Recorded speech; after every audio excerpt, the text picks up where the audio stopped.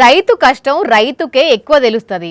అందుకే ఈసారి వానలు వస్తాయో రావో, ఒకవేళ అనుకున్నన్ని వానలు పడకపోతే ఎట్లా, అందుకే ఏసో వంటి పంటలు వేయాలనో ఓ రైతన్న మంచిగా చెప్తున్నాడుల్లా.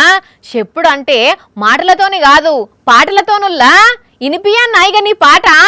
వస్తుంది ఎల్నినో వర్షాలికానోనో, వస్తుంది ఎల్నినో వర్షాలికానోనో. ఇన్న రానుల్లా ఎల్లినో వస్తున్నది, అది వస్తే వానలు రావు, అప్పుడు నీళ్లకు తిప్పలైతే పంటలు ఎండిపోతాయి. అందుకే తేలికైన పంటలు వేయాలని సలహా ఇచ్చిండు పాట రూపంలా.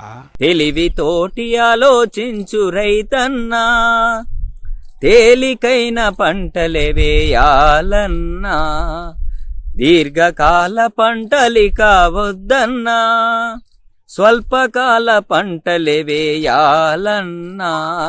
అన్న పేరు మహేందరు, జగిత్యాల జిల్లా మల్యాల మండలం సర్వాపూరూరు. మరి మాటలతోని చెప్పుడు కంటే పాట రూపంలో చెప్తే ఎక్కువ మందికి మంచిగా అర్థమవుతుంది అనుకున్నాడో ఏమో గాని ఇట్లా రైతులకు మంచి సలహా ఇచ్చిండు.